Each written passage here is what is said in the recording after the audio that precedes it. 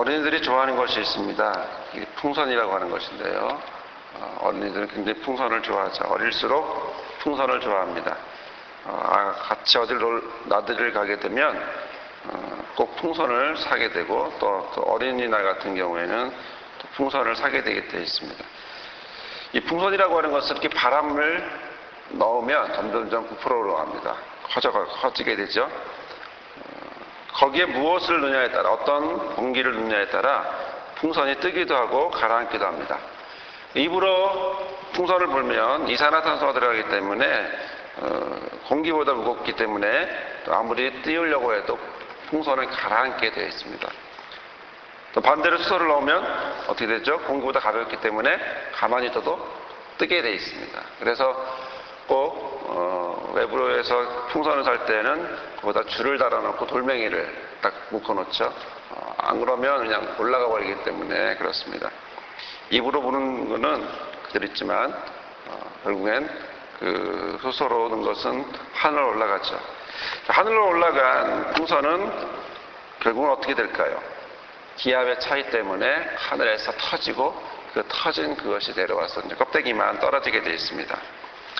이 시간에 왜 풍선 이야기를 하냐면 오늘의 말씀이 바로 교만과 4절 끝에 있는 교만과 연결되기 때문에 그렇습니다.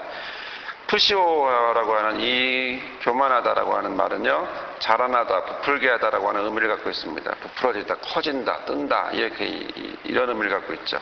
한마디로 바람을 넣어서 부풀어 오르는 풍선같이 교만이라고 하는 것은 높아진다라고 하는 것이죠. 우리나라식으로 말하면 뭐냐면 허파에 바람 들어갔다, 뭐 이런 표현들 하는 거죠. 허파에 바람 들어갔냐? 라고 하는, 이렇게 사람들 밑에서 말할 것처럼 할 때 교만한 상태를 이야기하죠. 자, 4절의 말씀을 보면, 우리가 4절의 말씀을 우리가 계속 보고 있는데요. 4절의 말씀을 보면 어떤 흐름이 있음을 우리는 발견하게 됩니다. 자, 사랑은 힘이 있어도 오래 참는다라는 것이죠. 또 악을 손으로 갚는, 온유한 마음으로 악을 손으로 갚는다라고 하는 말씀으로 되어 있고요. 자, 반대로 마땅히 다른 사람이나 하나님이 받아야 될 것을 투기한다라는 거죠. 투기하지 말아야 된다. 다른 사람이 받아야 될 것을 마땅히 가로채지 마라 라고 하는 것이고요. 남을 누르고 자기를 높이려고 하는 이 허풍을 떠는, 과장하는 이런 자랑을 하지 마라 라고 하면서 오늘의 이 말씀은 바로 부풀어 올라서 내려올 줄 모르는 그런 교만한 상태가 되지 마라 라고 얘기하고 있는 것이죠. 자, 이는 어떤 연속적이고 불필연적인 그런 과정을 보고야 됩니다. 내 속에 사랑이 없으면 투기하게 되고 과장하게 되고 그리고 뭐 하게 됩니까?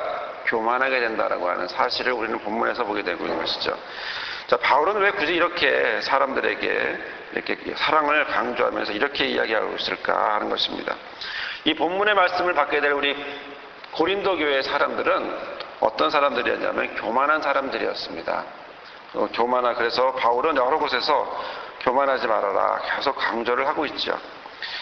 먼저 우리가 고린도전서 4장 6절의 말씀을 보면 이렇게 되어 있습니다. 형제들아, 내가 너희를 위하여 이 일에 나와 아볼로를 가지고 본을 보였으니 이는 너희로 하여금 기록한 말씀밖에 넘어가지 말라 한 것을 우리에게서 배워 서로 대적하여 교만한 마음을 먹지 말게 하려 합니다 라고 되어 있습니다. 자, 사람들은 괜히 아볼로 편, 나는 아볼로파다, 나는 바울파다 이렇게 특징을 짓고 특정 정당처럼 파당을 짓고 그를 추정하기 시작했습니다. 문제는 아볼로나 바울은 별로 사이가 나쁘지 않은데 그 밑에 있는 사람들이 서로 막 파당을 짓고 분쟁하고 시기하는 모습을 갖게 됐죠. 바울은 이것을 어디에서 근거를 잡고 있냐면 교만한 사람이다, 교만한 마음에서 나온 것이다 라고 지적을 하고 있는 것입니다. 성경의 말씀을 보다시피 서로 대적하여 교만한 마음을 먹지 말게 한다 라고 되어 있기 때문에 바로 파당을 짓는다라는 것은 무엇입니까? 교만한 마음입니다. 네 편 내 편 가른다는 것이 교만하기 때문에 그렇죠. 왜? 내게 오르니까 너는 죽어 이라고 하는 마음을 갖고 있기 때문에 그렇죠. 합력하여 선을 이룰 생각은 전혀 하지 않기 때문에 그렇습니다. 교회 안에서 파당을 짓는 것도 그렇고 어느 조직에서 파당을 짓는 것도 그렇습니다. 다 자기를 세우기 위한 그런 모습 속에 있습니다. 합력하여 선을 이룰 생각을 하지 않기 때문이죠.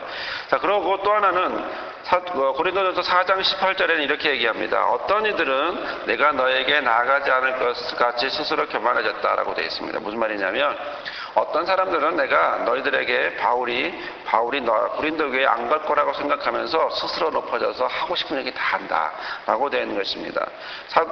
전도여행을 3차를 가게 되는데 2차 여행 끝나고 3차 여행 사이에 이런 일이 발생하게 됐고, 바울은 그래서 4장 19절에 이렇게 얘기합니다. 그러나 주께서 허락하시면 내가 너희에게 속히 나아가서 교만한 자의 말을 알아볼 것이 아니라 오직 능력을 알아보겠으니. 여러분, 교만한 자에게는 무엇을 볼 필요가 있습니까? 무엇으로 이 사람이 판단할 수 있습니까? 그 사람이 말 갖고 판단할 수 있을까요? 아니야, 말 갖고는 사람을 판단할 수 없습니다. 말은요, 천선율수로 술술 잘할 수 있습니다. 하지만 무엇을 보면 됩니까?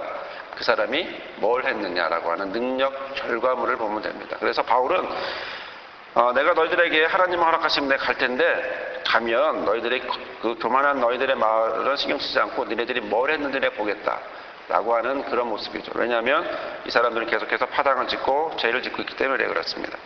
자, 그래서 이 교만은 어디까지 이어지게 됐냐면 5장 2절의 말씀을 보면 이렇게 되어 있습니다. 그리하고도 너희가 오히려 교만하여져서 어찌하여 통한이 여기지 아니하고 그 일을 행한 자를 너희 중에 물리치지 않느냐.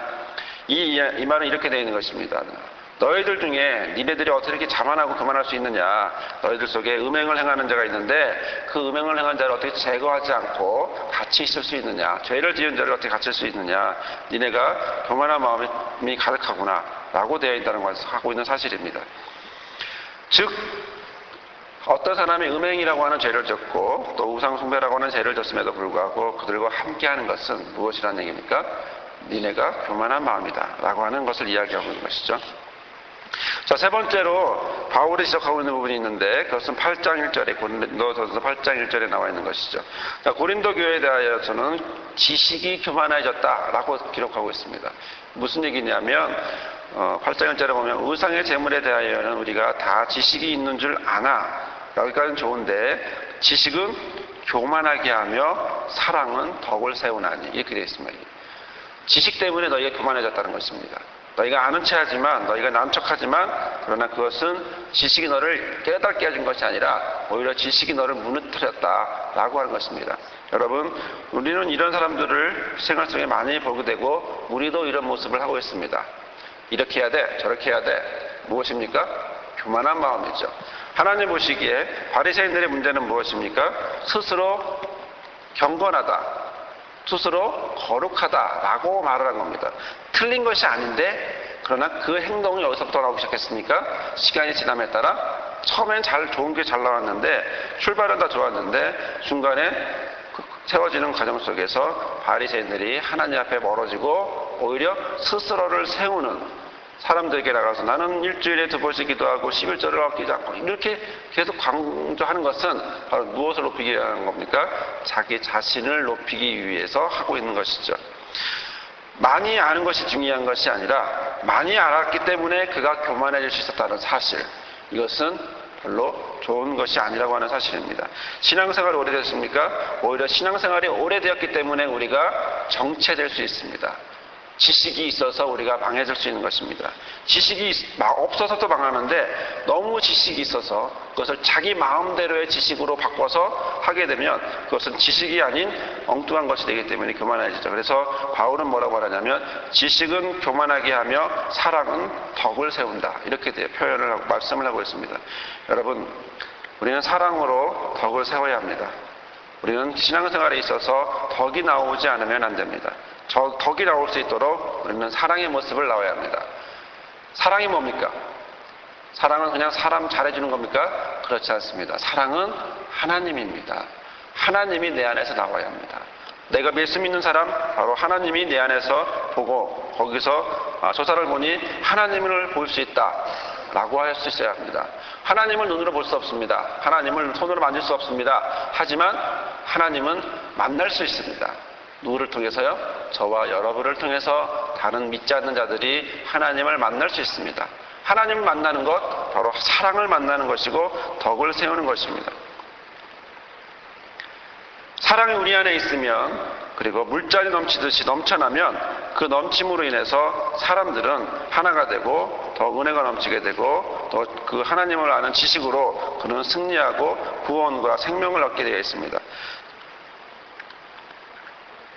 지식 때문에 어떤 능력이 없는 것, 그런 모습을 하지 말아야 될 것이고, 또 하나님을 바로 알지 못하기 때문에, 사랑이 없기 때문에 악을 그대로 두는 그런 교만을 하지 말아야 될 것이고, 또 파당을 짓는 자기 뜻대로 하려고 하는 그런 모습을 해서는 안 된다고 하는 사실입니다. 자기 생각으로는 그것을 하는 것이 좋겠지만, 그러나 하나님의 입장에서 하나님이 무엇을 원하는지 우리가 생각하고 기도하고 나아가야 한다는 것입니다. 그러므로 오늘 우리는 이렇게 기도하시기 바랍니다. 주님, 투기와 자랑과 교만은 같은 것입니다. 같은 연장선에 있습니다. 그러나 입술로만 신앙하는 그런 우리가 신앙인이 아니고 능력 없는, 말만 많은 능력 없는 그런 신앙인이 되지 말게 하시고, 오직 주님의 생각과 하나 되는 주님이 원하시는 신앙인의 삶을 살도록 허락해달라고 기도하시기 바랍니다. 하나님을 닮은 자녀가 될 수 있게 해달라고 기도하시고, 우리의 삶을 통해서 사랑의 덕이 넘치는, 은혜가 넘치는 그러한 주의 신앙인의 삶을 살 수 있게 해달라고 기도하심으로 응답받는 저와 여러분이 되기를 주님의 이름으로 부탁을 드립니다.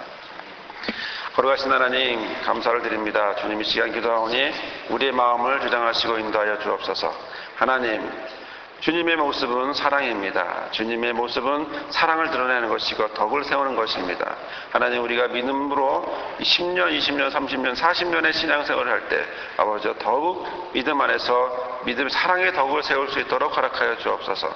우리의 모습이 많은 자들이 볼 때에 정말 예수 믿고 싶은 사람의 모습으로 되게 하시고, 사랑의 덕을 세우도록 허락하시고, 또한 우리가 입술로만 짓는 그런 교만이 아닌, 마음만 높아지는 그런 교만이 아닌 하나님 앞에 사랑으로 드러날 수 있도록 허락하여 주옵소서.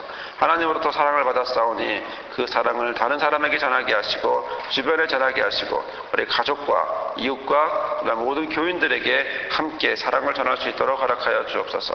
하나님, 우리의 삶 속에 사랑의 덕을 세우길 원하며, 또한 교만한 마음이 아닌 투기와 자랑과 교만의 삶이 아닌 오직 하나님이 기뻐하시는 사랑의 모습으로 덕을 세우는 우리 모든 통도들 할 수 있도록 은혜를 내려 주옵소서. 오늘 하루도 이렇게 살기를 간절히 바라고 원하며 모든 말씀 예수님의 이름으로 기도드렸나이다. 아멘. 하늘에 계신